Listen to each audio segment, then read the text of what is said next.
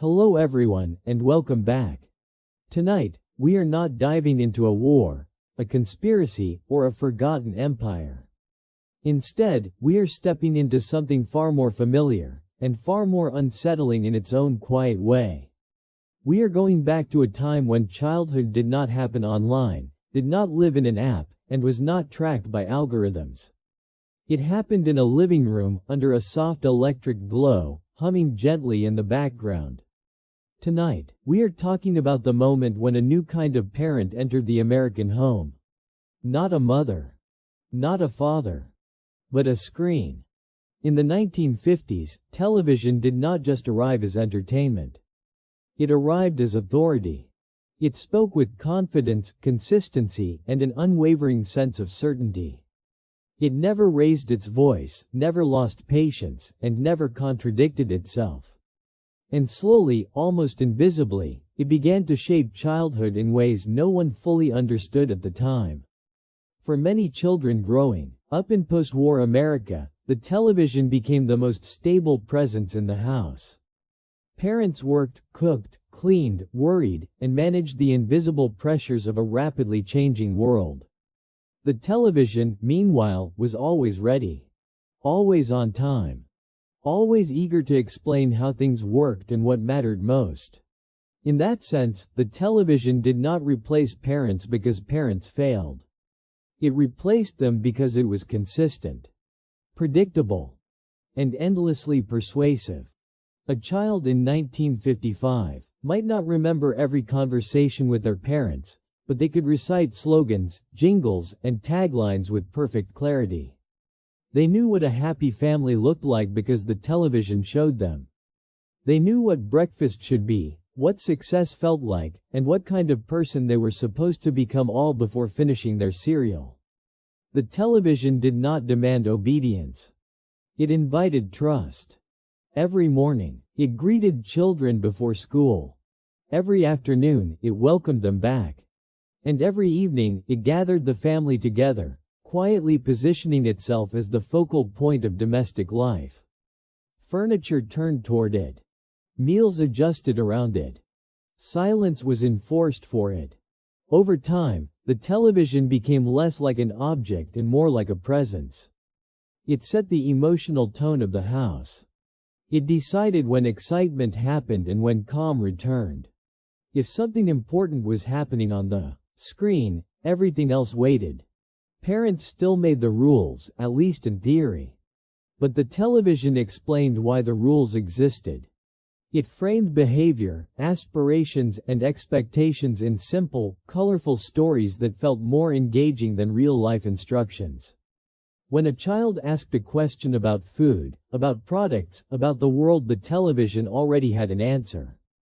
And that answer came wrapped in confidence, authority, and repetition. This is where the shift began.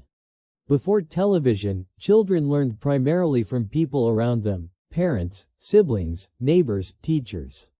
Learning was messy, inconsistent, and personal. Television changed that.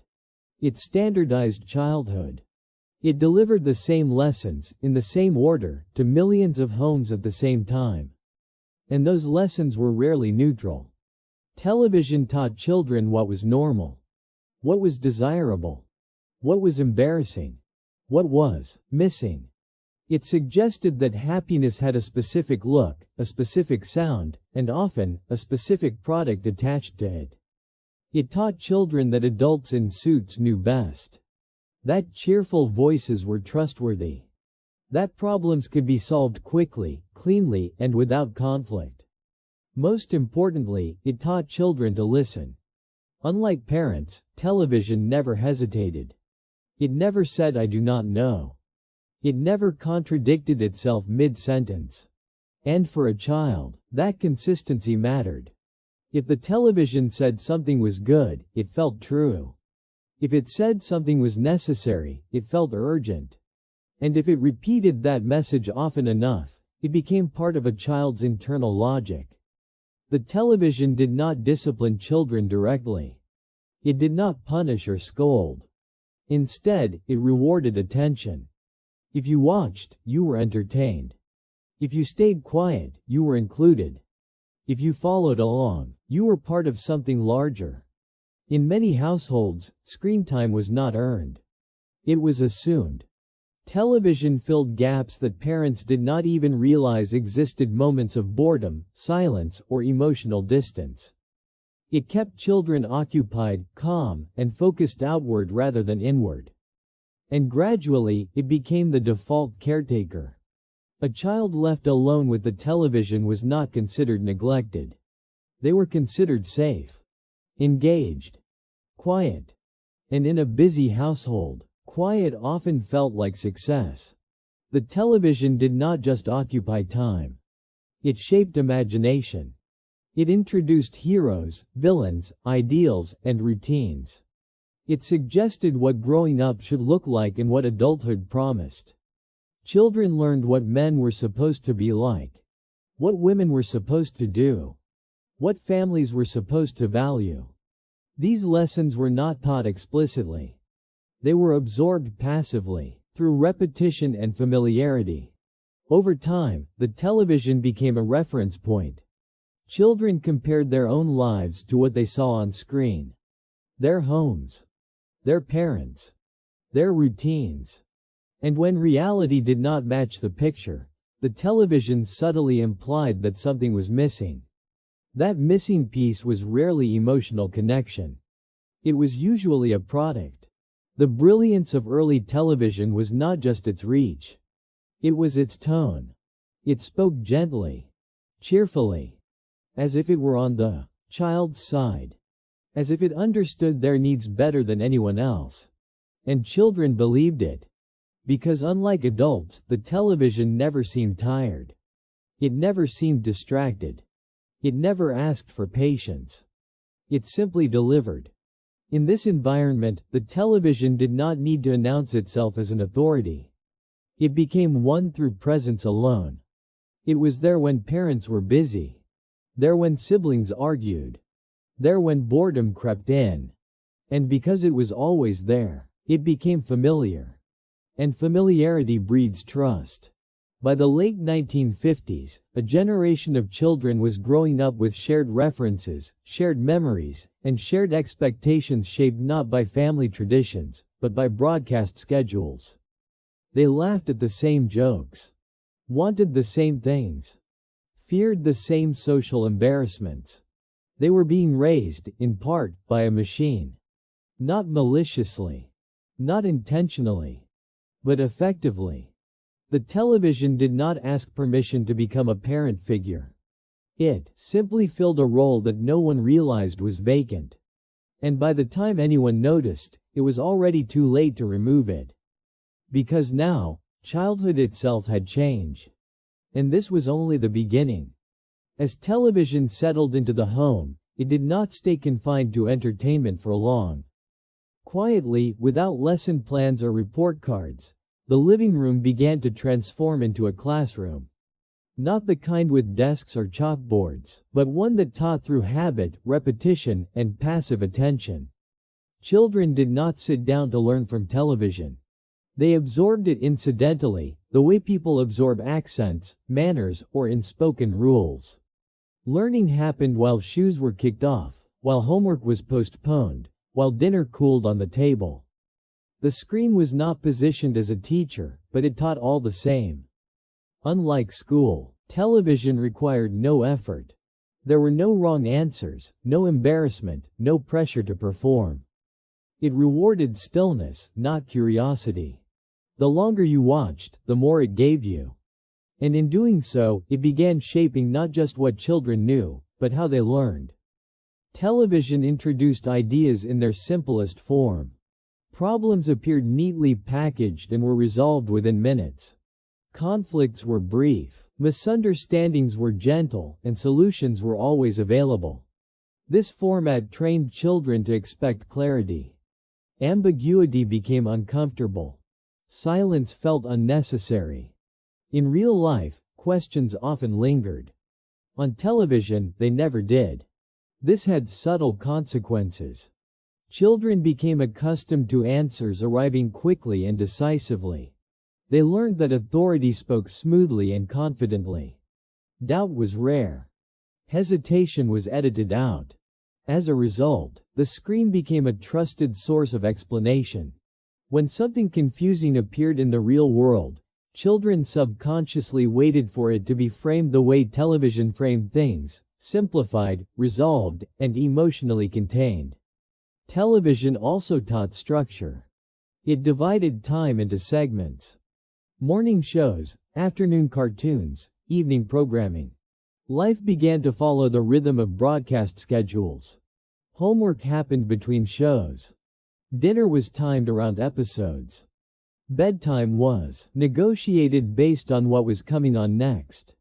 This structure gave children a sense of order, but it was an external order.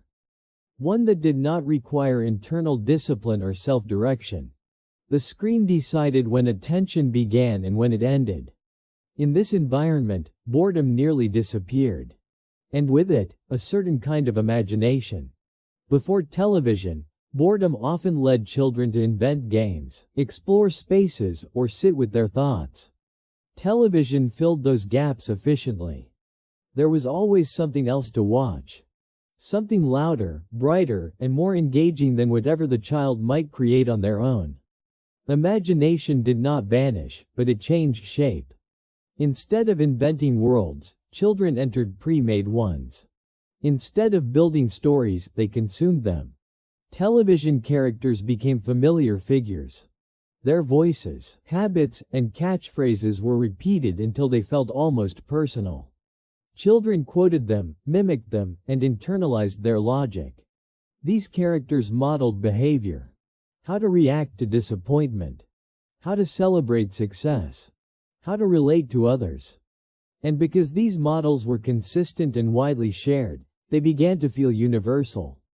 Television also taught children how to see themselves. Through repeated images, children learned what kinds of people were important. Who got attention? Who solved problems? Who mattered?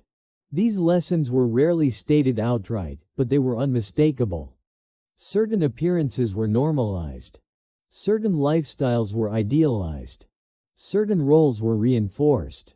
And because television reached into millions of homes simultaneously, these ideas gained weight simply through repetition. Children began to measure their own lives against what they saw on screen. Was their home as clean? Their family as cheerful? Their future as promising? When the answer was no, the gap was quietly attributed to personal deficiency rather than media construction. Television did not encourage critical distance. It encouraged identification. The classroom of the living room did not teach children to question what they saw. It taught them to accept it as background truth.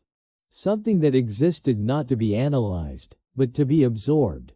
Parents often assumed they were the primary educators. And in many ways, they still were. But television handled the daily reinforcement, the repetition, the emotional framing. A parent might explain values once. Television repeated its own values hundreds of times a week. Over time, this imbalance mattered. Television lessons were not tailored to individual children. They were designed for mass appeal.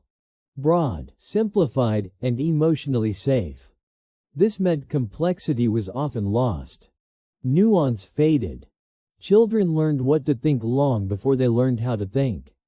The screen rewarded recognition, familiar formats, predictable outcomes, and children learned to feel comforted by repetition rather than challenged by uncertainty. In school, learning required effort. At home, learning required only attention. This distinction blurred the boundary between education and entertainment.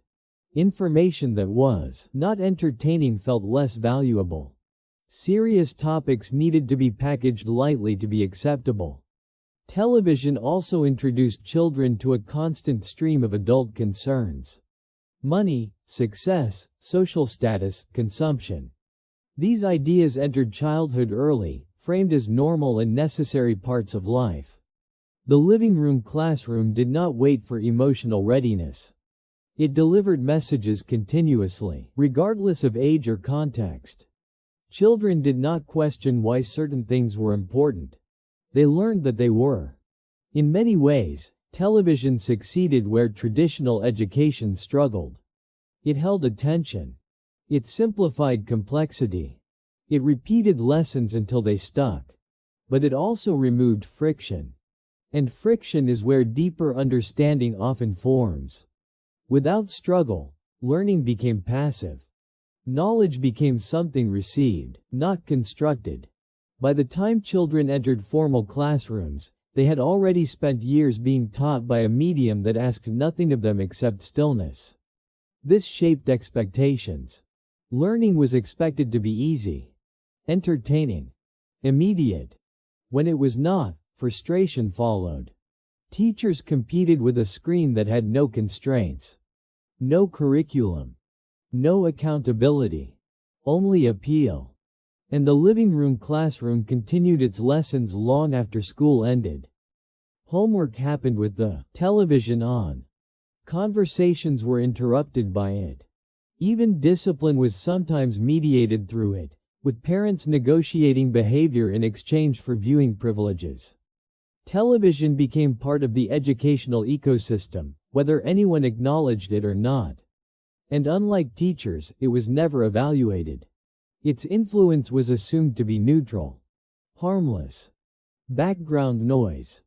But background noise shapes perception more powerfully than deliberate instruction. Children grew up fluent in the language of television, its rhythms, its shortcuts, its emotional cues. They learned when to laugh, when to feel tension, when to expect resolution. And as this generation aged, they carried those expectations with them.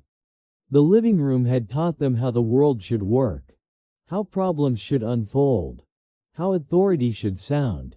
And reality, inevitably, felt slower, messier, less satisfying. This disconnect did not announce itself immediately. It surfaced gradually, as frustration, disengagement, and restlessness. The classroom in the living room had done its job well. It had educated an entire generation. Just not in the way anyone planned. And it was still teaching. Once television had secured its place in the home, it did not take long for another presence to recognize the opportunity. Advertising did not merely follow television into the living room. It adapted to it, learned its rhythm, learned its tone, and most importantly, learned its youngest audience. Before television, advertising spoke primarily to adults. It appeared in newspapers, magazines, and on billboards. Children noticed it, but it was not designed for them. Television changed that balance completely. Now, advertisers could speak directly to children in their own environment, in their own language, during hours specifically reserved for them. This was not an accident. It was a strategy. Children were not yet skeptical. They had no reason to be. They trusted voices that sounded friendly. They believed characters who smiled. And television offered advertisers something unprecedented, uninterrupted attention from an audience that had not learned to doubt. Advertising quickly learned that children did not need detailed explanations. They needed repetition, emotion, familiarity. Products were no longer presented as tools. They were presented as solutions. To boredom, to loneliness, to social uncertainty, to the vague feeling of not quite fitting in. A toy was never just a toy. It was an invitation to belong. Commercials did not explain why something was useful. They showed how happy you would be once you had it. How exciting life could become. How easily problems seemed to disappear. Children watching these messages did not perceive them as persuasion. They perceived them as part of the story. The commercial break did not interrupt the program. It continued it, using a different format.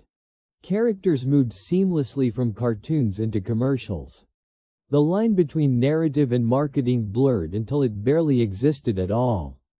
For a child, this distinction did not matter. The message was consistent, happiness was accessible. It could be purchased.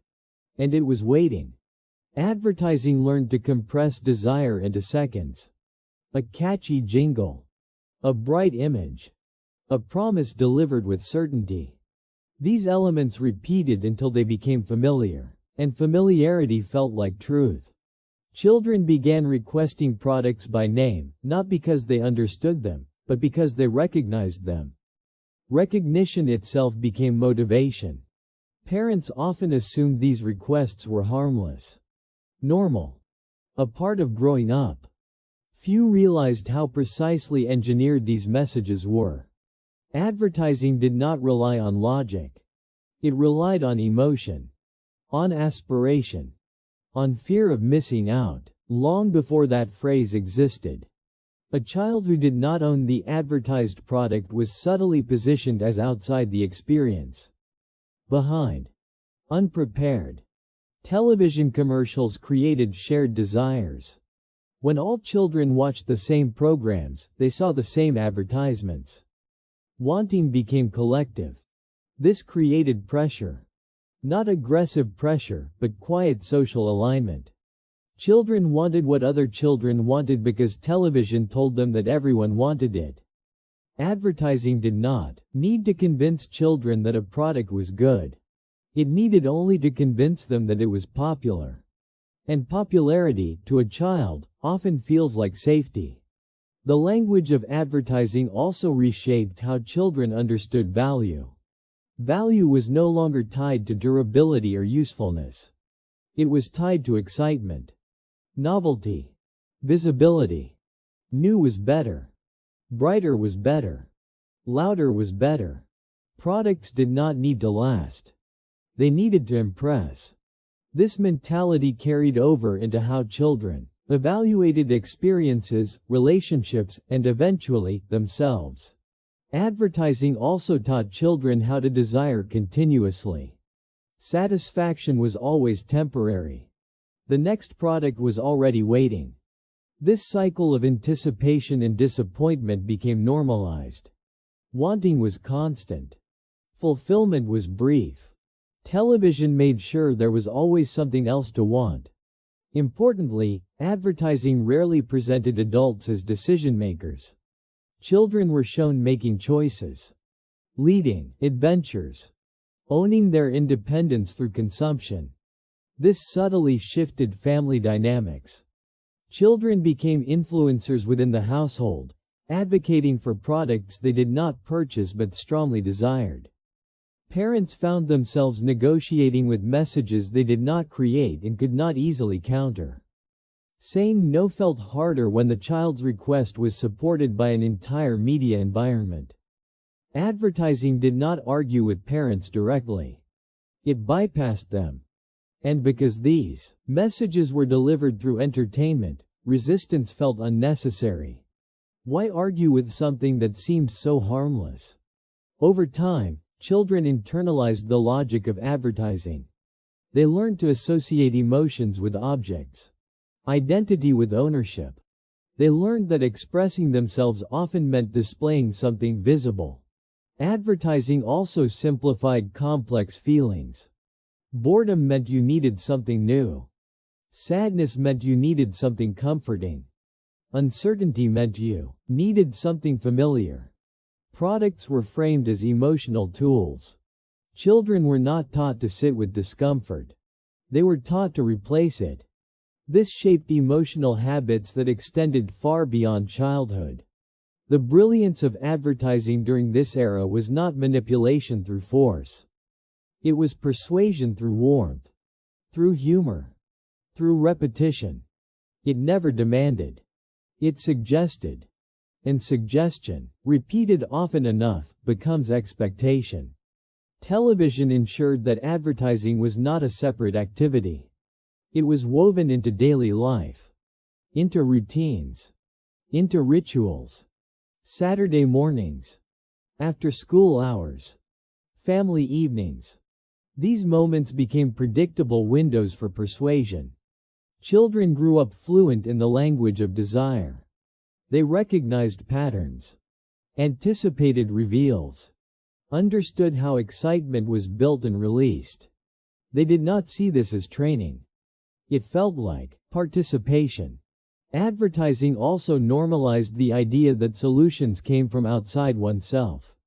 That improvement required acquisition.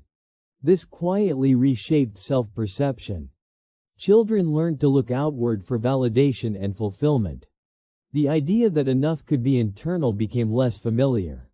And because advertising never acknowledged its own role, its influence remained largely invisible. Parents blamed children for wanting too much. Children blamed themselves for not having enough. Television advertising stood comfortably in between, unexamined. By the time this generation reached adulthood, the habits formed in childhood were deeply ingrained. Consumption felt natural. Desire felt constant. The screen had taught them how to want. And it had done so gently, efficiently, and without resistance. This was not a failure of parenting. It was a structural shift. One that placed professional persuaders inside the home, speaking directly to developing minds. And once that door was opened, it was never fully closed. Because advertising had learned something essential. It had learned how to speak to children. As television grew more central to family life, something else quietly began to fade. It was not announced. It was not argued over. It simply happened, gradually and without ceremony. Conversation lost its urgency. Before the screen became dominant, conversation filled the empty spaces of the day. Meals were moments for exchange. Evenings invited storytelling, explanation, disagreement, and reflection. Silence was temporary, and when it lingered, someone usually filled it. Television changed the function of silence. Silence was no longer an invitation to speak. It became a requirement. When the screen was on, conversation was discouraged. Talking meant missing something important. Words competed with images, and images always won. Families still sat together, but their attention shifted outward. Shared space no longer guaranteed shared experience. Everyone watched the same thing, but they processed it individually. Television did not eliminate conversation entirely. It restructured it. Discussions became reactions to what had just been seen. Brief comments. Shared laughter. Occasional agreement. Deep, meandering conversations became less frequent. They required sustained attention, patience, and openness. The screen demanded none of these. Over time, families learned to coexist quietly. Together, but not engaged. Children growing up in this environment absorbed an important lesson: communication was optional. Presence did not require participation. Television provided topics without requiring contribution. It explained situations without inviting interpretation. It resolved conflicts without needing discussion. For children, this was comforting. Conversation with adults often required effort. Listening. Responding. Navigating expectations. Television required only attention. As a result, the screen became a preferred companion. It did not interrupt. It did not question. It did not misunderstand. Parents, often exhausted from work and responsibility, welcomed this shift without fully realizing its cost. Quiet felt like peace. Stillness felt like harmony. The television did not argue. It did not challenge authority. It did not demand emotional labor. In many homes, it became the emotional regulator. When tensions rose, the television came on. When boredom appeared, the television filled it. When discomfort lingered, the television smoothed it over. Conversation, by contrast, could be unpredictable. It could lead to disagreement, to difficult questions, to emotions without clear resolution. The screen offered certainty. Conversation offered complexity. Gradually, families chose certainty. Children learned that speaking was not always necessary to belong. Watching together counted as togetherness. But this kind of togetherness was passive. It did not teach negotiation, empathy, or articulation. It taught alignment. Everyone laughed at the same moment, reacted to the same cue, fell silent at the same tension. Television synchronized emotional responses without requiring explanation. Over time, children became fluent in interpreting cues delivered by screens rather than people. Music signaled emotion. Camera angles suggested importance. Pauses indicated meaning. Real-life conversation did not come with these cues. It required interpretation, attention, clarification. For children raised with television as the dominant background, conversation could feel inefficient, slow, unstructured. Why talk through something when the screen could show it more clearly? This shift affected how families addressed problems. Instead of discussing issues directly, they were sometimes deferred, distracted away, postponed indefinitely. Television provided relief without resolution. Parents noticed fewer arguments, fewer interruptions, fewer demands for attention. This seemed positive. What they did not always notice was what was missing. Children asked fewer questions. Not because they understood more, but because answers were less necessary. The screen had already framed the world in understandable terms. Television also modeled communication styles. Dialogue was scripted.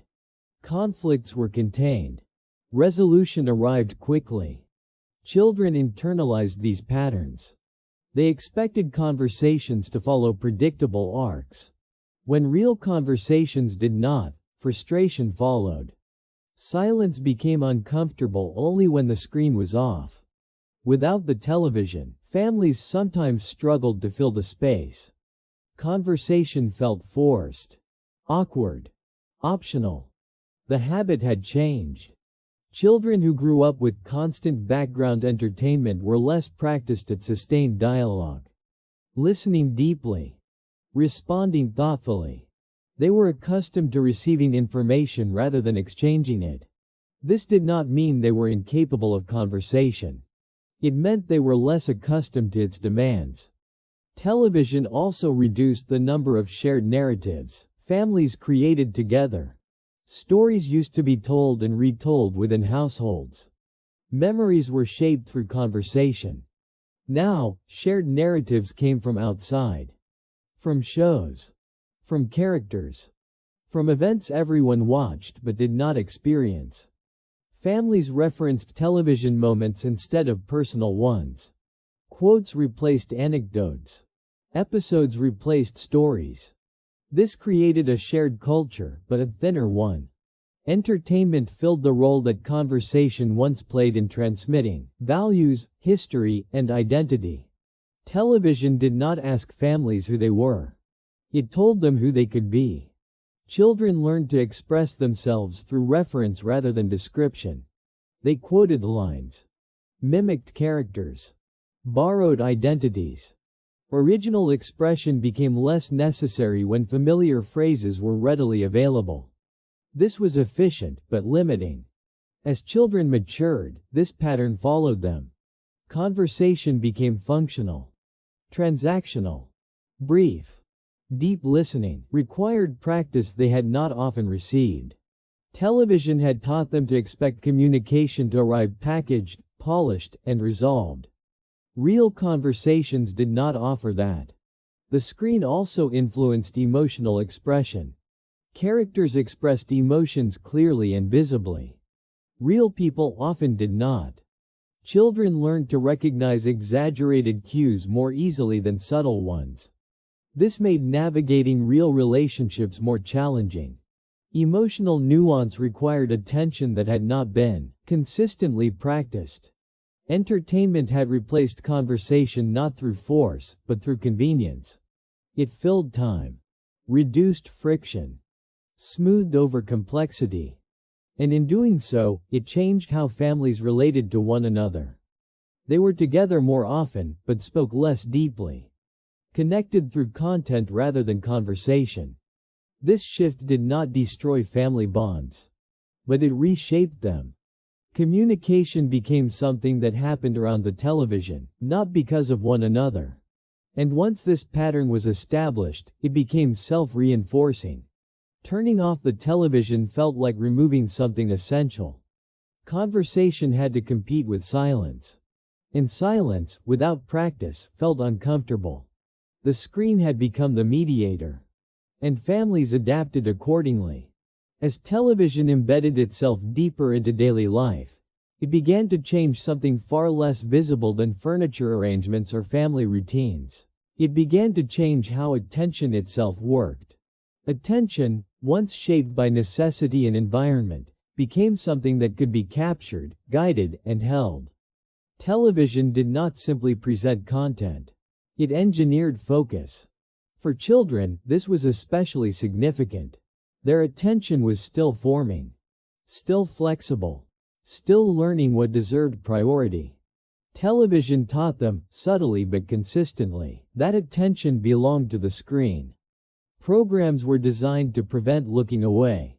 Bright visuals, rhythmic pacing, familiar formats, and carefully timed emotional cues worked together to maintain engagement. Moments of quiet were rare. Transitions were smooth. Every pause led quickly to something else. Children learned to expect stimulation to be continuous. Before television, attention often followed curiosity. Children noticed what interested them and explored it at their own pace. With television, attention followed design. Someone else decided what was interesting, when it mattered, and how long it should last. This shift mattered. Television rewarded passive focus. Sitting still became a virtue. Looking away meant missing something. Attention became externally directed rather than internally motivated. Children were not taught how to manage their attention. They were taught where to place it. Over time, this created new expectations.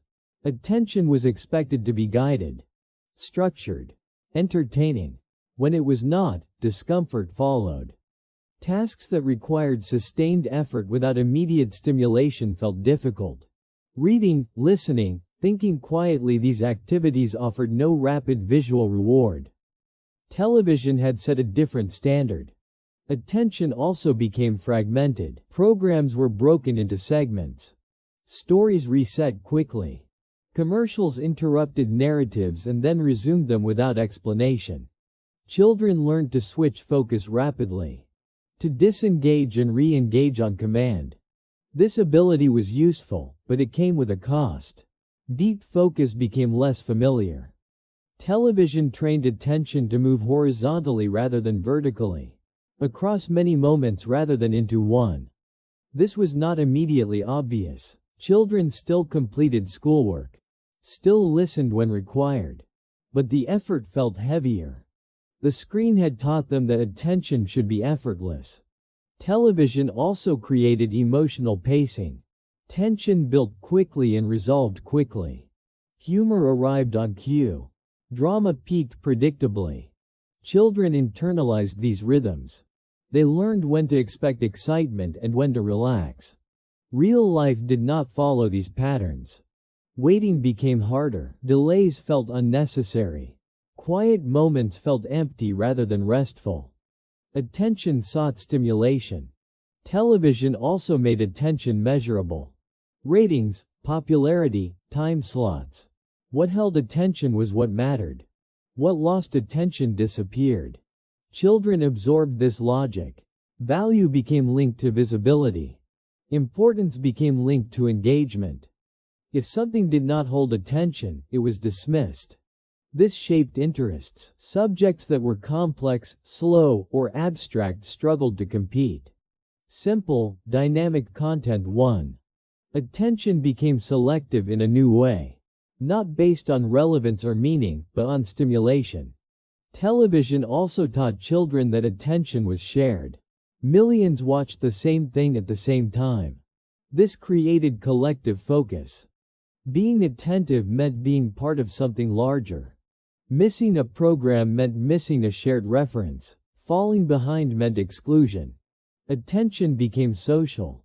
This increased its value. Paying attention was no longer just personal. It was cultural participation.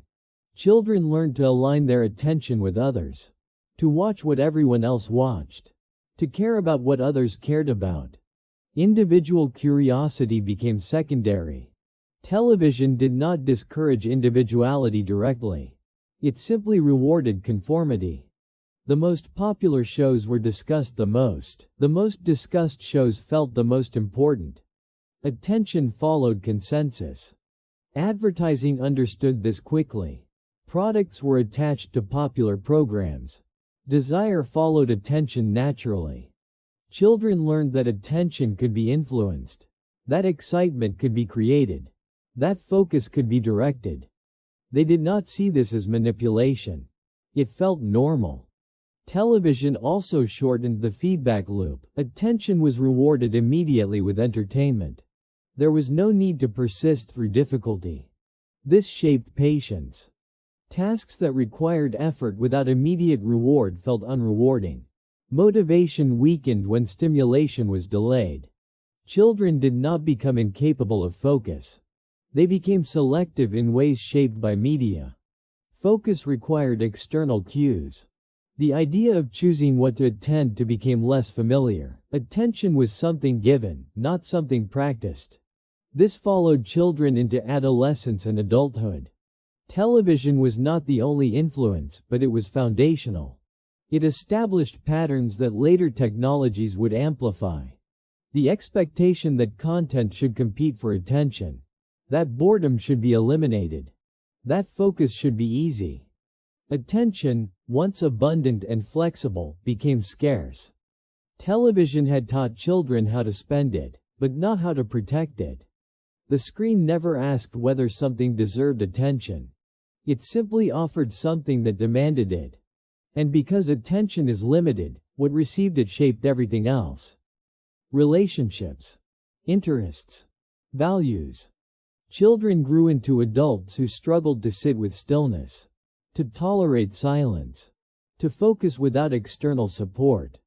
They sought stimulation not because they were weak, but because they were trained. Television did not steal attention. It organized it. And in doing so, it changed how an entire generation experienced the world. Attention became something that could be captured, sold, and measured. And once that transformation occurred, it could not be reversed. Because attention had become the most valuable resource of all.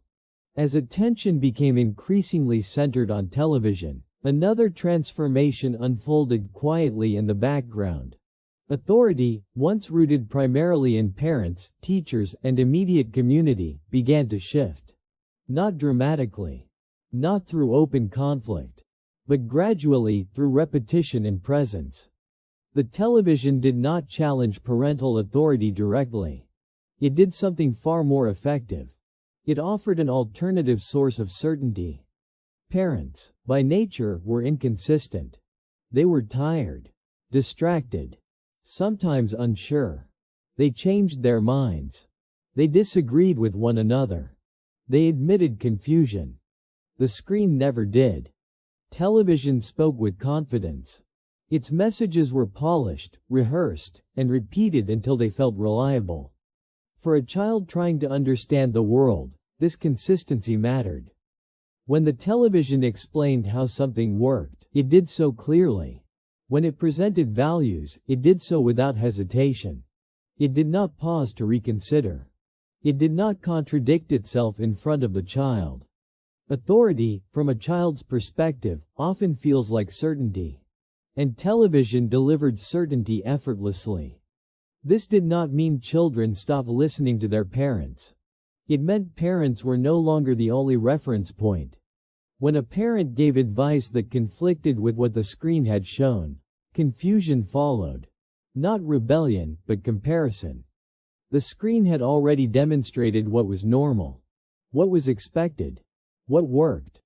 Parents, in contrast, asked children to trust explanations that were less polished, more personal, sometimes emotional. Television offered authority without vulnerability. Over time, children began to internalize the screen's logic. When uncertain, they recalled what they had seen rather than what they had been told.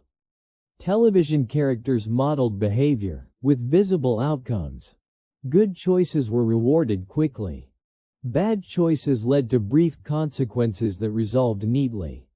Real life did not provide such clear feedback. Parents asked children to behave well without always being able to show immediate results. Television always showed results. This difference mattered. The screen also normalized certain behaviors and attitudes through repetition. What appeared often felt correct. What was absent felt irrelevant. Parents could counter these messages verbally, but words struggled to compete with images reinforced daily. Authority is not just about instruction. It is about framing reality. Television framed reality continuously. Children learned what success looked like, what failure meant, what deserved admiration. These lessons did not arrive as rules. They arrived as stories. Stories are powerful teachers. They bypass resistance. They feel natural. Parents spoke in explanations. Television spoke in narratives. And narratives linger. Television also introduced children to a broader, more abstract sense of authority. Institutions, experts, public figures. These voices appeared confident and composed. Children learned to trust what looked official, well-produced, widely broadcast. Parents, by comparison, appeared smaller, less certain, more human. This did not diminish parental love or importance, but it altered perception. When parents disagreed with television messages, children sometimes experienced cognitive friction. The screen had no visible reason to lie. It seemed neutral, informational, objective. Parents, on the other hand, had emotions, biases, rules that felt arbitrary. Television did not ground authority in relationship, it grounded it in presentation. Children learned that authority sounded calm, looked professional, spoke fluently. This shaped how they evaluated credibility later in life. Television also blurred the line between instruction and suggestion. It did not command. It implied. This made resistance difficult. How do you argue with something that never orders you to do anything? The screen simply showed what people like you did. Parents enforced boundaries. Television modeled norms. Over time, norms felt stronger than rules. Parents could say no. Television showed what was happening everywhere else. This created quiet tension within households. Not explosive conflict, but subtle negotiation. Parents found themselves explaining decisions more often, justifying limits, defending choices against an unseen standard. Children did not intend to undermine authority. They were responding to competing frames of reference. Television also positioned itself as an emotional authority. It validated feelings, labeled experiences, explained reactions. Children learned emotional vocabulary from the screen. They recognized feelings because characters named them. Parents did this too, but television did it consistently and dramatically. As a result, children sometimes turned to media for emotional guidance. Not because parents were absent, but because the screen was always available. Television never seemed impatient with questions. It never became uncomfortable. It never withdrew. Authority without fatigue is powerful. Parents, increasingly aware of the screen's influence, sometimes attempted to limit it. Set rules. Establish boundaries. But authority that needs enforcement feels weaker than authority that feels natural. Television did not need to enforce itself. Children wanted it. This desire further elevated its status. What children seek voluntarily feels meaningful. Authority had shifted not through force, but through preference. By adolescence, many children trusted media interpretations of the world more than parental ones. Not openly, but implicitly. They referenced shows, public narratives, Cultural cues. Parents remained important, but they were no longer the sole guides. This shift had long-term consequences. It shaped how individuals related to institutions, media, and expertise. It trained people to evaluate authority based on confidence, repetition, and visibility rather than relationship. Television had not replaced parents. It had repositioned them. Authority became distributed, fragmented. And once authority becomes diffuse, it becomes harder to question. Because no single source feels responsible. The screen did not demand loyalty, it received it. And in receiving it, it redefined what authority looked like. Quietly. Persistently. Without ever needing to ask. As television tightened its grip on attention and authority, it also did something more subtle, yet far-reaching. It reshaped childhood itself into a collective experience, synchronized across homes, neighborhoods, and entire countries.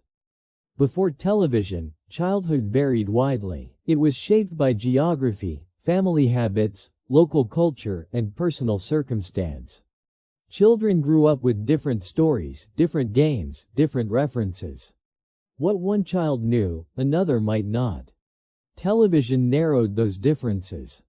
Suddenly, millions of children were watching the same programs at the same time. Laughing at the same jokes. Singing the same songs. Recognizing the same characters. Childhood became standardized. This created a powerful sense of belonging. Children could enter school already sharing a common language of references. They knew what others had seen. What others liked. What others expected. This shared media experience reduced social friction. It gave children something immediate to connect over. Conversation starters. Inside jokes. Common ground. But it also reduced individuality. When everyone watched the same thing, difference became more noticeable. Children who did not participate in shared viewing felt excluded, not by malice, but by absence. Missing a show meant missing context. Not understanding a reference meant standing apart. Television quietly taught children what participation looked like. It was not about creativity or contribution. It was about consumption. To belong, you watched. This transformed how childhood identity formed. Children defined themselves partly by what they consumed. Favorite shows. Favorite characters. Preferred genres. These preferences became markers of personality. Television encouraged children to see themselves as audiences before they saw themselves as creators. This mattered. Imagination still existed, but it increasingly operated within frameworks provided by media. Play was inspired by characters rather than invented from scratch. Children reenacted scenes rather than building new narratives. They borrowed identities rather than exploring their own. Television characters became reference points for behavior. Courage looked a certain way. Humor sounded a certain way. Friendship followed recognizable patterns. These patterns simplified social learning. They offered templates. But templates can limit as much as they guide. When real interactions did not match media scripts, confusion followed. Friendship was messier. Conflict lasted longer.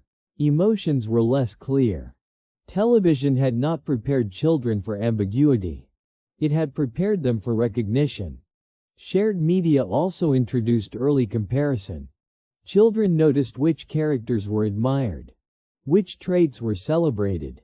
They compared themselves to these images, often unconsciously. This comparison was not cruel, but it was constant. Television did not tell children they were insufficient. It showed them ideals that were difficult to reach. Because these ideals were widely shared, failing to match them felt personal rather than constructed. Childhood, once a private journey, became partially public.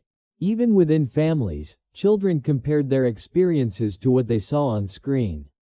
Their lives were measured against a broader narrative.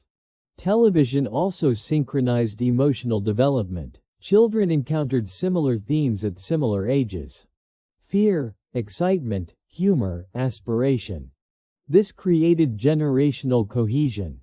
People who grew up watching the same programs often felt an immediate connection years later. Shared memory became cultural currency. But this cohesion came with a trade-off. Childhood became less exploratory and more referential. Instead of discovering interests organically, children encountered curated pathways. Certain hobbies were highlighted. Certain dreams were elevated. Television did not eliminate choice. It framed it. Children learned what was worth wanting because it was shown often. This influenced future ambitions. Careers portrayed positively felt attainable. Others felt distant or invisible. Television also shaped expectations about life stages. Childhood looked fun. Adolescence looked dramatic. Adulthood looked resolved. These images formed timelines in children's minds. When reality diverged, disappointment followed. The shared media childhood also shortened generational gaps. Parents and children sometimes watched the same programs. Shared laughter replaced shared conversation. This created moments of connection, but also moments of avoidance. Television gave families something to experience together without needing to discuss anything deeply. For children, this was comforting. Togetherness without vulnerability. For parents, it was manageable. Bonding without emotional labor. The shared experience masked individual differences. Children with different needs, temperaments, or struggles appeared similar when watching the same content. Television did not adapt to individuals. Individuals adapted to television. As a result, some children felt unseen. Their inner lives did not match the images presented, but there was little language to express that difference. Media childhood favored the average. The broadly relatable. Those outside that range learned to adjust quietly. Television also normalized observation over participation. Watching became a primary activity. Doing became secondary. Children learned to evaluate experiences by how they appeared, not how they felt. This perspective lingered. As technology evolved, this shared media foundation made transitions easier. New screens replaced old ones, but the habits remained. Children had already learned how to live through media. Childhood, once fragmented and personal, had become collective and mediated.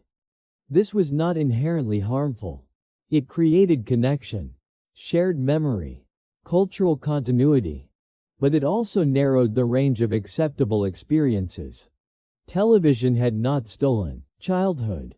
It had reshaped it. It had turned it into something watchable. And once childhood became something shared on screens, it became something that could be managed, measured, and marketed. The screen had done more than entertain. It had synchronized an entire generation's early memories. And those memories would shape everything that came after. As childhood became increasingly shaped by shared media experiences, a quiet comparison began to form in the background. It was not conscious. It was not spoken aloud. But it was persistent. The world on screen began to feel more complete than the world outside it. Television presented life with clarity. Scenes were framed. Moments had purpose. Every story moved somewhere. Even when problems appeared, they were guided toward resolution. Real life did not behave this way. For children growing up with television as a constant presence, this difference mattered. The world beyond the screen felt slower, less organized, less responsive. Television offered density. Every minute contained meaning. Humor, conflict, emotion, and resolution were carefully arranged. There was no wasted time. Reality, by contrast, contained long stretches of nothing. Waiting. Repetition. Silence. Children began to feel this contrast without naming it. They noticed that play outside sometimes lost momentum, that conversations wandered, that days did not always build toward something satisfying. Television had taught them to expect narrative. When reality failed to deliver it, something felt missing. This did not mean children rejected the real world. They still played, explored, and socialized. But the screen became a reference point, a benchmark. Moments were unconsciously evaluated against what television provided. Was it as exciting, as clear, as emotionally rewarding? Often, it was not. Television also offered emotional accessibility. Characters expressed feelings openly and visibly. Music guided responses. Reactions were amplified. Real people did not come with soundtracks. Children learned to recognize emotions most easily when they were exaggerated. Subtlety required more effort. Ambiguity felt unresolved. As a result, real emotional experiences could feel confusing or incomplete. Without cues, children were unsure how to interpret them. Television never left feelings unfinished. Reality often did. This contrast shaped expectations.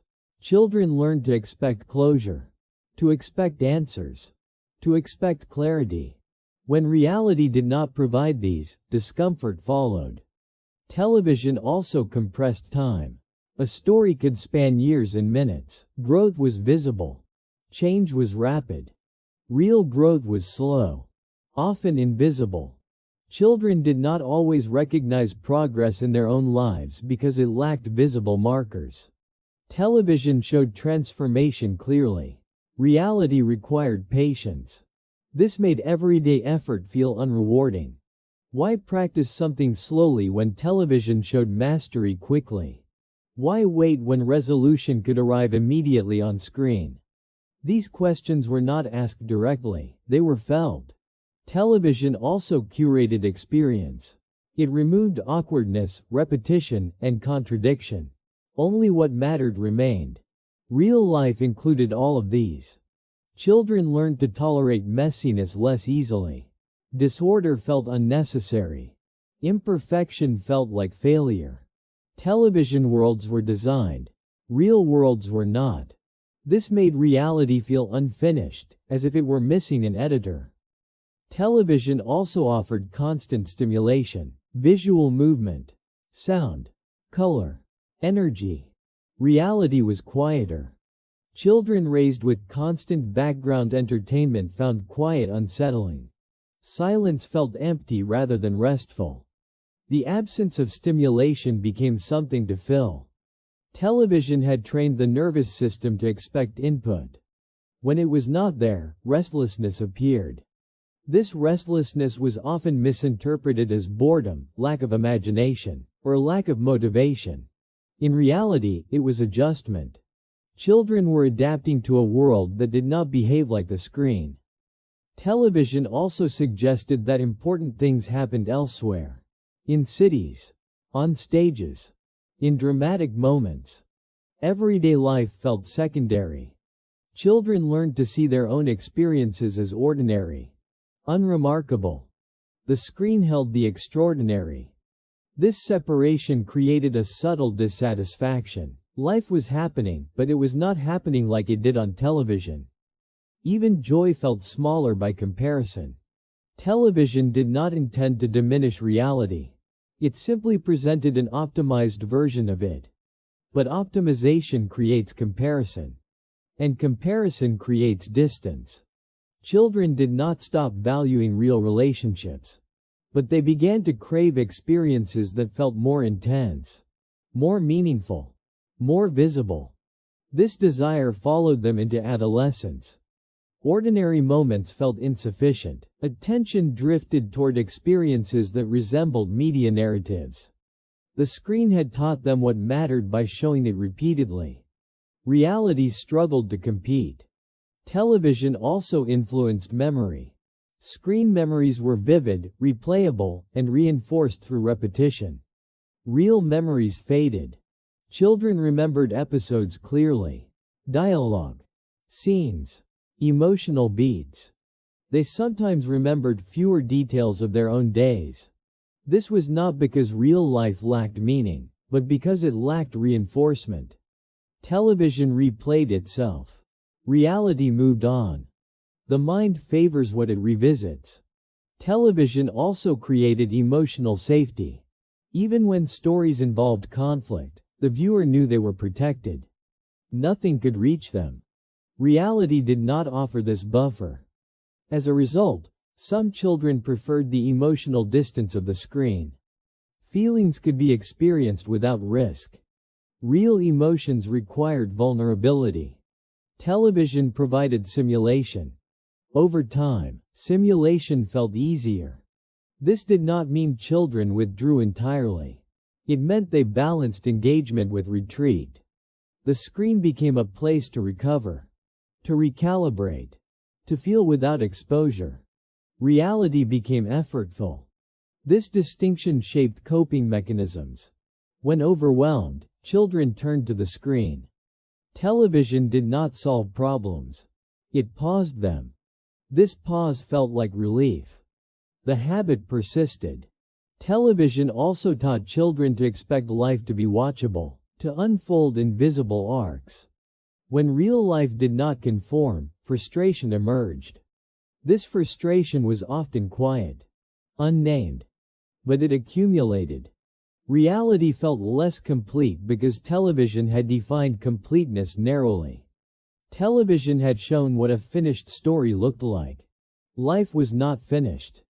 It was ongoing, messy, unresolved. And for children raised on completed narratives, this openness felt uncomfortable. The screen had not lied, it had edited. And that edit changed expectations. By the time children reached adulthood, many carried a vague sense that something was missing. That life should feel fuller, more coherent. They searched for that feeling. Sometimes in new screens. Sometimes in experiences designed to resemble media moments. Reality had not changed. But perception had. Television had taught a generation what to expect from life. And life, stubbornly, refused to follow the script. As reality began to feel less complete, imagination did not disappear. It changed direction. Before television became dominant, imagination often grew out of absence. A lack of stimulation invited invention. A quiet afternoon became a space for stories, games, and internal worlds built piece by piece. Television filled that absence efficiently. Children were no longer required to imagine what something looked like. It was shown. They no longer needed to invent characters. They were introduced. Worlds arrived fully formed, complete with rules, visuals, and outcomes. Imagination moved from creating to selecting. This shift was subtle. Children still played, still pretended, but their play increasingly followed existing scripts. Characters were borrowed. Plots were reenacted. Instead of asking what could happen, play often asked what happened next. Television provided a shared library of images and narratives. This made imagination more social. Children could play together more easily because they referenced the same material. But it also narrowed the range of what imagination explored. Original worlds required effort. They required negotiation, compromise, and sustained focus. Television worlds were already agreed upon. They offered instant entry. Children learned to step into roles rather than invent them, to follow arcs rather than build them. This did not eliminate creativity. It reshaped it. Imagination became associative. Children combined elements from different shows, mixed characters, altered endings slightly. But the foundation remained external. Television also set aesthetic standards. What looked exciting? What felt dramatic? What counted as interesting? Children learned to imagine within these boundaries. Scenes without action felt dull. Characters without clear traits felt incomplete. Imagination became visually oriented. Internal imagery was replaced by remembered images. This mattered because imagination is not only about entertainment. It is how people rehearse possibilities, explore identity, test ideas. When imagination relies heavily on external input, exploration becomes constrained. Children imagined futures that resembled what they had seen: careers, lifestyles, relationships. Television did not present all possibilities equally. Certain paths appeared frequently, others rarely. Imagination followed exposure. Children learned to want what they could picture, and they could picture what they had been shown. This shaped aspiration. Television also accelerated imagination. Stories unfolded quickly.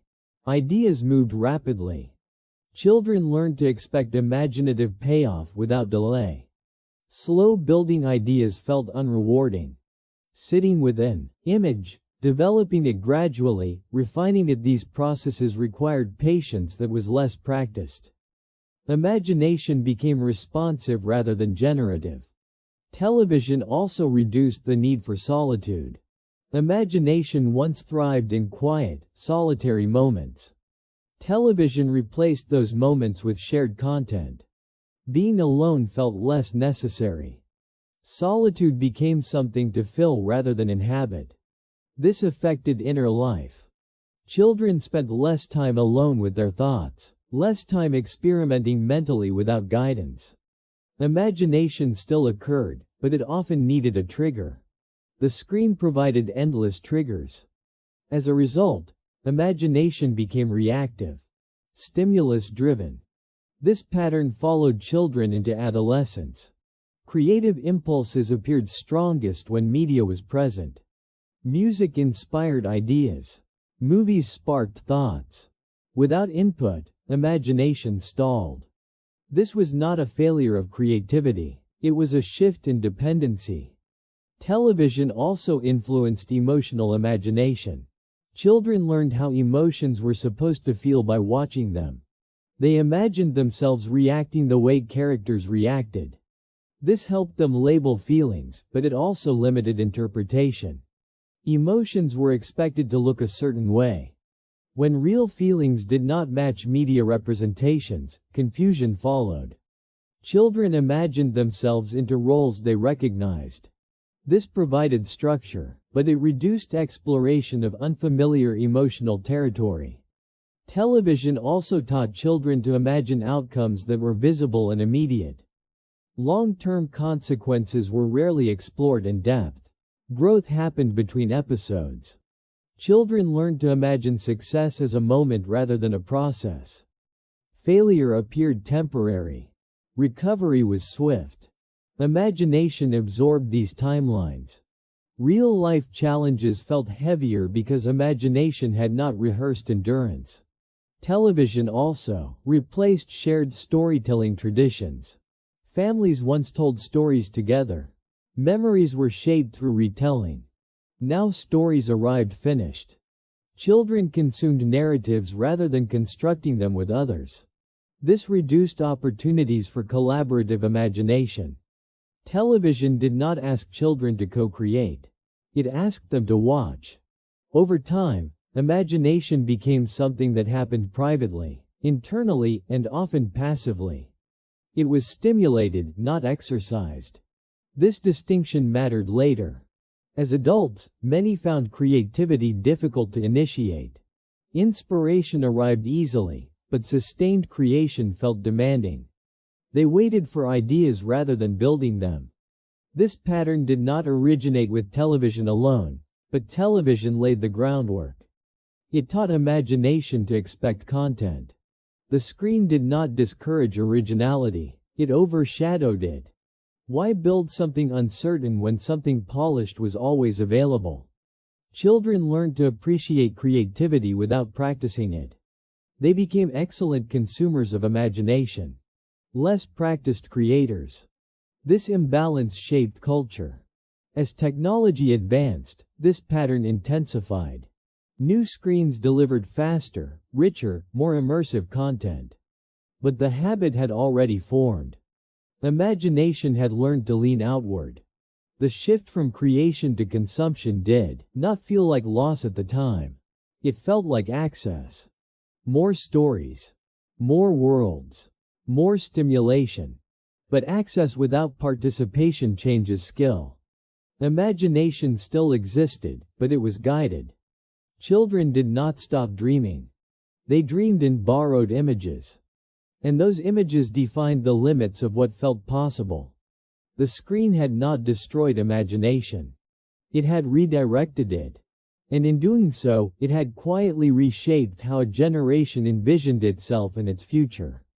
As imagination shifted, and reality felt less complete, another change took place quietly inside the child.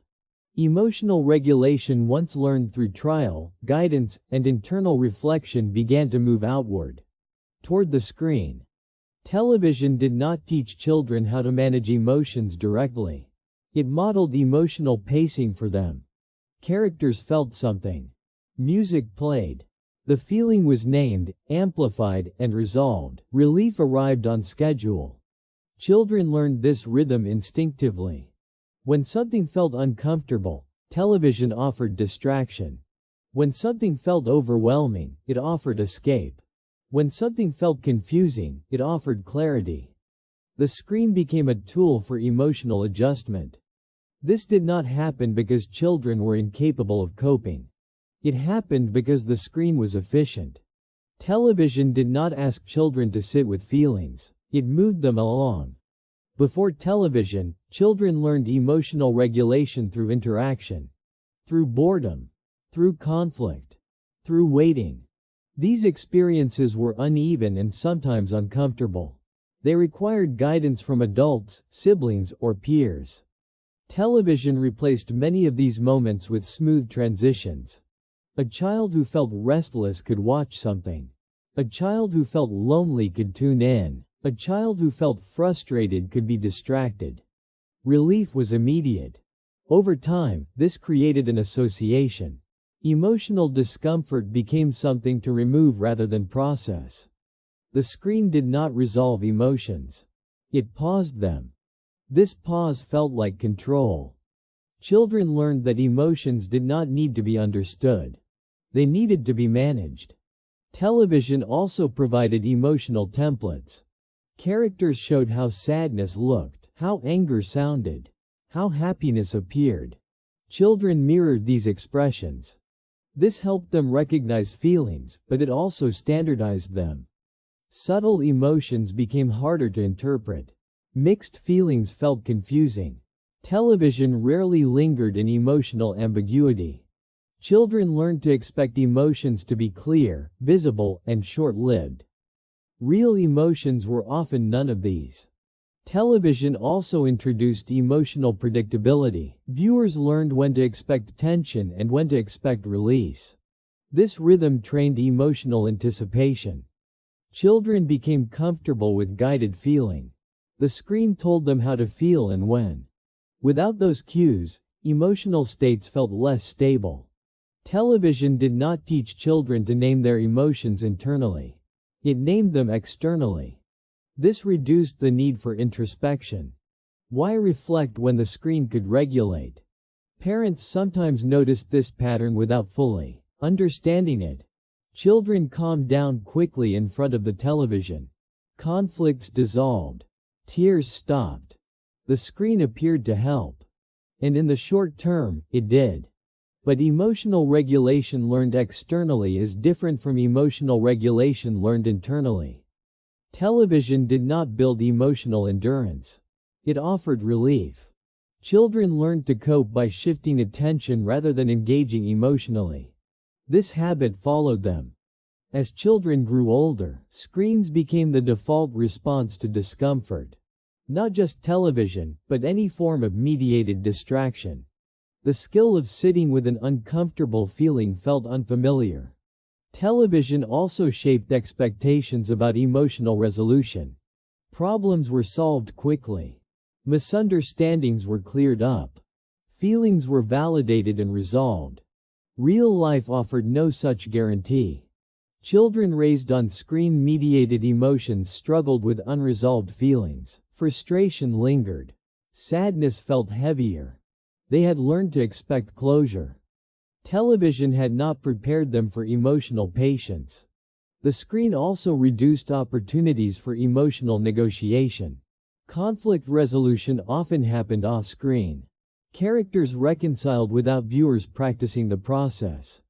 Children observed outcomes, not the work. As a result, emotional skills developed unevenly. Recognition was strong. Expression was modeled. Regulation was outsourced.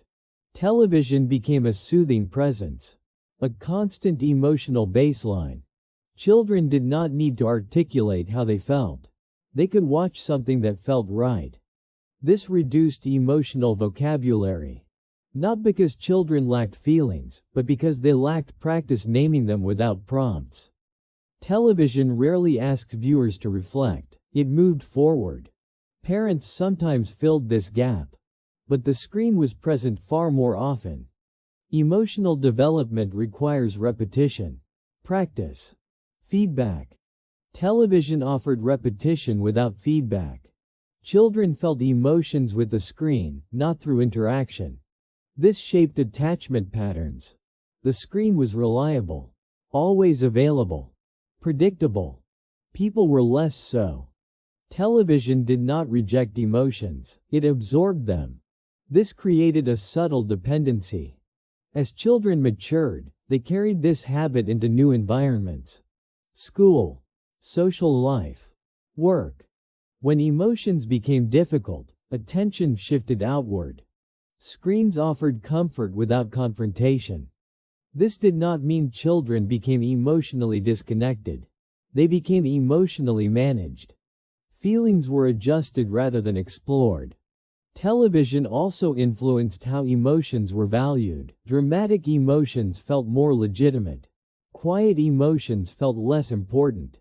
If a feeling did not resemble something seen on screen, it felt harder to trust. Children learned to question their internal experience.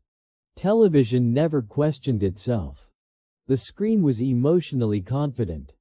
This confidence filled a gap. As a result, emotional autonomy developed more slowly.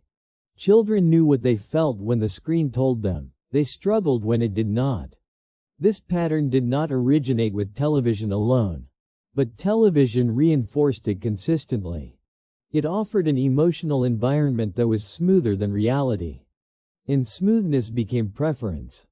Emotional regulation, once an internal skill shaped through experience, had been partially outsourced. Not because children were weak, but because the screen was convenient. And convenience shapes habit. Television did not teach children to avoid emotions. It taught them to redirect them. And once redirection becomes routine, introspection becomes optional. The screen had become an emotional tool. One that worked quietly, reliably, without asking for anything in return. As emotional regulation shifted outward, another change followed closely behind it, one that was less visible but just as influential. Attention itself began to change. Television did not shorten attention spans overnight. It reshaped how attention was trained. Before television, attention was shaped by necessity. Tasks demanded focus because there were few alternatives. Reading required sustained concentration. Play unfolded slowly. Observation was passive but continuous. Television introduced a new structure. Attention no longer needed to be held. It was guided. Programs were designed to pull the viewer forward. Visual changes, music cues, pacing, and narrative hooks worked together to maintain engagement without effort from the audience. Children did not learn to focus harder. They learned to follow cues. This distinction mattered. Television trained attention to respond, not to persist. Scenes changed quickly. Emotional beats were clear. Visual movement was constant. Silence was rare. Attention became reactive. Children learned to stay engaged as long as stimulation continued. When it stopped, attention drifted. This was not distraction. It was conditioning. Television rewarded short bursts of focus with immediate payoff. Jokes landed quickly. Scenes resolved fast. Stories progressed without waiting. This trained the brain to expect momentum. When children returned to activities without built-in stimulation, those activities felt slow. Reading required imagination and patience. Listening required sustained stillness. Thinking required effort without external reward.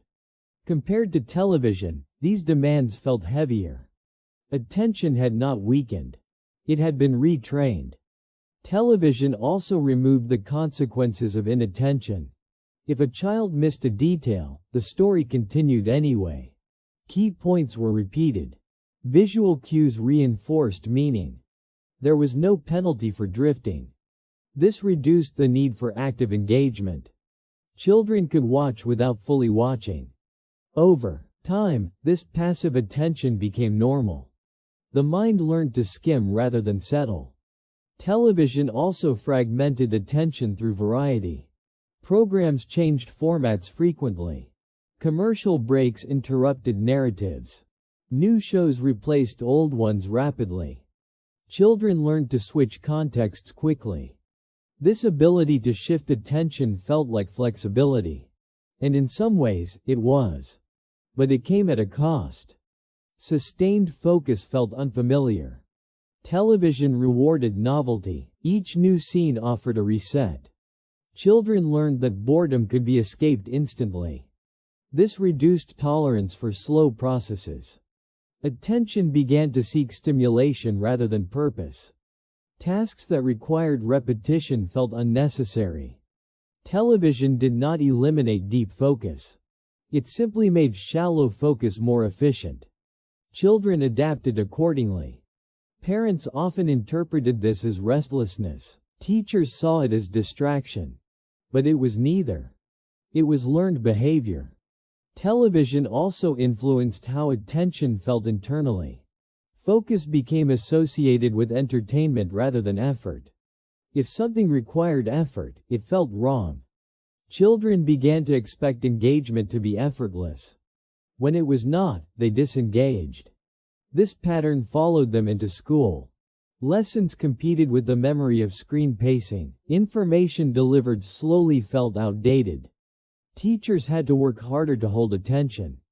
Not because children were incapable, but because they had been trained differently. Television also normalized multitasking. Watching while eating. Watching while playing. Watching while resting. Attention became divided by default. Children learned to split focus rather than commit it. This skill helped them manage stimulation, but it weakened immersion. Deep engagement requires exclusion. Television encouraged inclusion. Everything could happen at once. This affected memory. Information processed passively was remembered differently. Children remembered images and moments, but not always sequences or context. Television emphasized highlights. Attention followed peaks.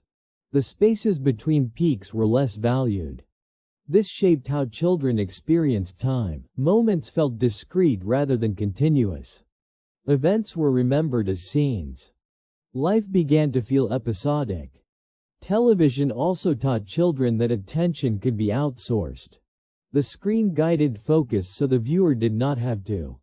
This reduced metacognitive awareness. Children rarely asked themselves where their attention was going. The screen decided. Over time, this weakened self-directed focus. Not eliminated, just underused. Television did not remove the ability to concentrate. It changed when and why concentration was used. Children concentrated when stimulated. They drifted when unstimulated. This created a dependence on external structure. When structure was absent, attention felt unstable. Television also reshaped patience. Waiting was minimized. Cliffhangers resolved quickly. Episodes ended with closure. Children became accustomed to fast resolution. Delayed outcomes felt frustrating. Attention wavered when results were not immediate. This did not mean children lacked discipline. It meant their expectations had shifted. Television taught them that attention should be rewarded quickly. When it was not, disengagement felt logical. Attention became transactional. Focus was given in exchange for stimulation. This altered motivation. Intrinsic interest had to compete with external cues. Television also trained attention to prioritize the visual. Sound and image dominated. Internal visualization weakened. Children relied less on imagination to fill gaps. The screen provided everything. This reduced the need to hold images in the mind. Attention moved outward. Internal focus felt quieter. Television also made attention social. Shows were shared experiences. References became common ground. Children paid attention not just to watch, but to belong. This reinforced viewing habits. Attention was tied to identity. Missing a show meant missing a conversation. This social pressure kept attention aligned with media schedules. Over time, attention became synchronized across groups. This created cultural rhythms. Everyone watched at the same time. Everyone reacted similarly. Attention became collective. Individual pacing mattered less. Television did not fragment attention randomly. It organized it around shared stimuli. This created cohesion, but also conformity. Attention followed trends. Children learned what was worth watching. This reduced exploration. Curiosity narrowed. Attention became efficient but less adventurous. Television also reduced the need for silence. Background noise became normal. Children learned to think with sound present. Silence felt uncomfortable. Attention sought input. When none arrived, restlessness followed. This made reflection harder. Quiet moments no longer invited thought. They demanded filling. Television filled them. Over time, attention became externally anchored. Children could still focus deeply but only under certain conditions. The environment had to cooperate. Television had taught them that focus was a shared responsibility. When the environment failed to provide cues, attention faltered. This was not weakness. It was adaptation. The screen had optimized attention for a specific world.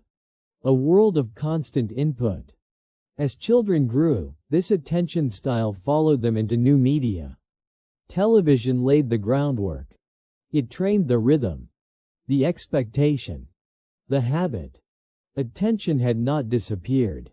It had been reshaped. And once reshaped, it did not easily return to its previous form.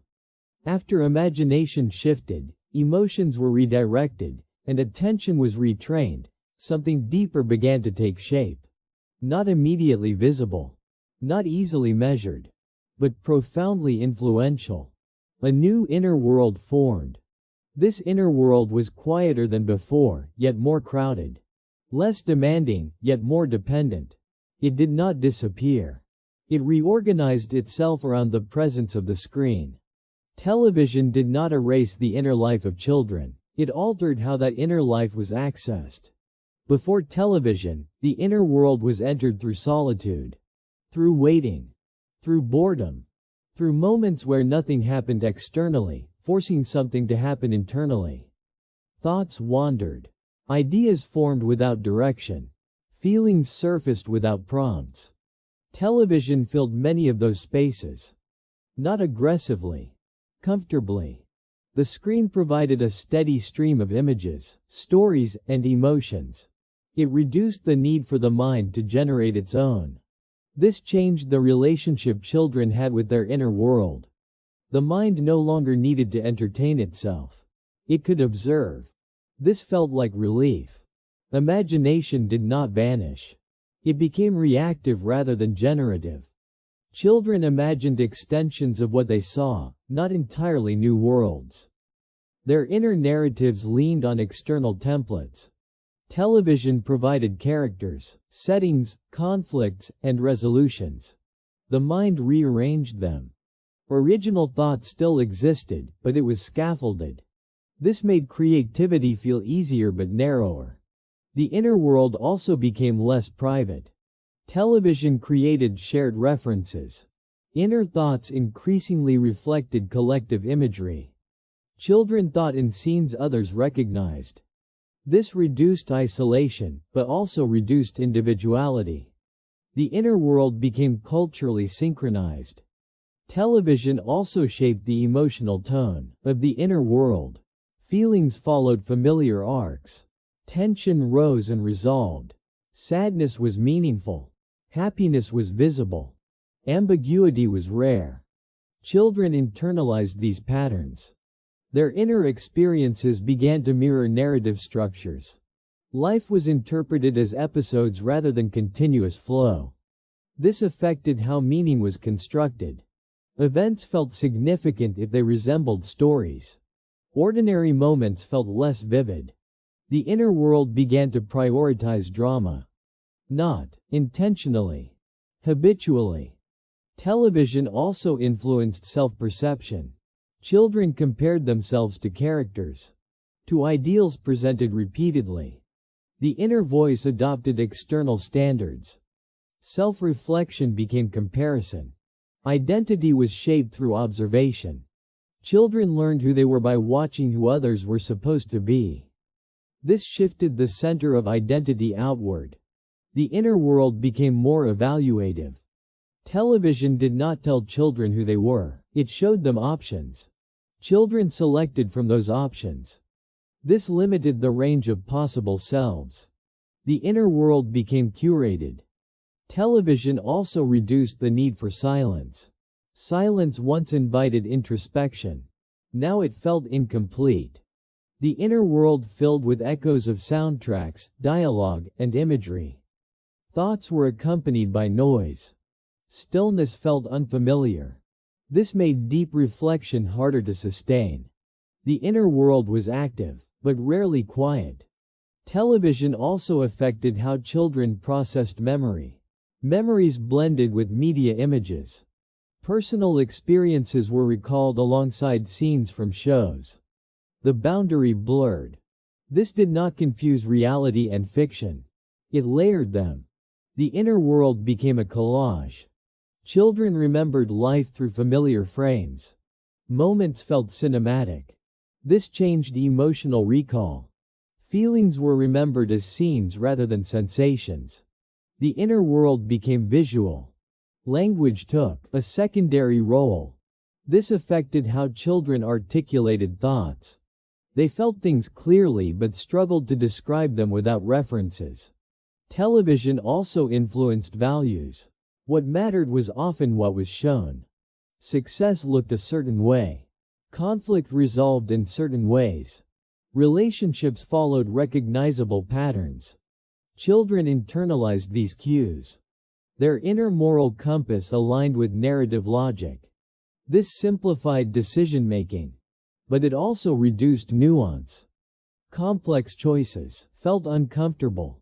The inner world preferred clarity. Television also introduced constant presence. Characters returned weekly. Stories continued. The inner world developed attachments to fictional figures. These attachments were safe, predictable, controlled. Children invested emotionally without risk. This shaped how they understood connection. Relationships felt easier when mediated. The inner world learned to bond without vulnerability. This did not eliminate real relationships. It changed expectations. Real people were unpredictable. The screen was reliable. This reliability became comforting. The inner world sought consistency. Television also influenced how children experienced self-talk. Internal dialogue began to sound external. Phrases repeated. Catchwords echoed. The inner voice borrowed language. This reduced originality of expression. Thoughts felt familiar before they felt personal. The inner world echoed culture. Television did not silence the inner voice. It gave it a script. Children could still think deeply but often within predefined boundaries. This shaped intellectual curiosity. Questions formed around what was shown. Unknowns outside the screen felt distant. Curiosity became guided. Television also changed how children related to time. Episodes had beginnings and endings. Life began to feel segmented. The inner world processed experiences as chapters. Waiting became anticipation rather than reflection. The present moment felt transitional. This reduced mindfulness. Children lived slightly ahead of themselves, always moving toward the next scene. Television also reduced friction in the inner world.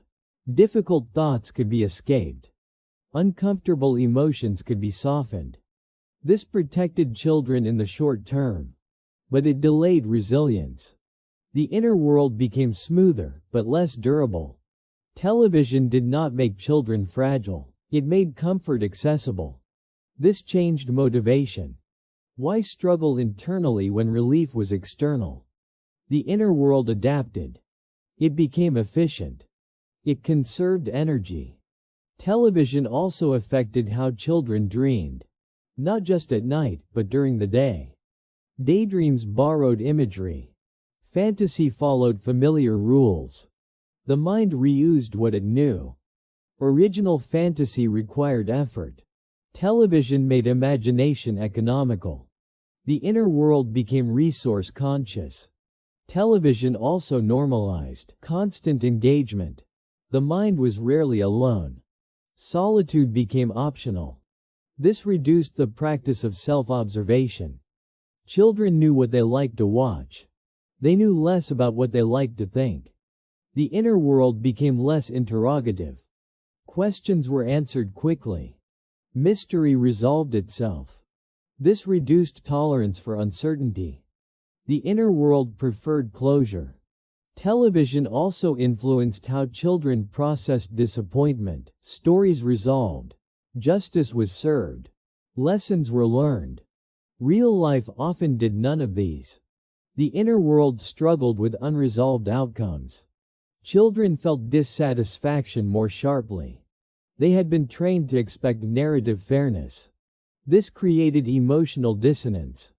The inner world searched for meaning where none was offered. Television had prepared them for explanations. Reality remained silent. This gap grew. Television did not replace the inner world. It reshaped its architecture. The inner world became more structured, more visual, more externally informed. Less spontaneous. Less silent. Less patient. But also more connected. More shared. More predictable. This transformation was gradual. No single moment marked the change. It happened quietly, episode by episode. The inner world adapted because it always does.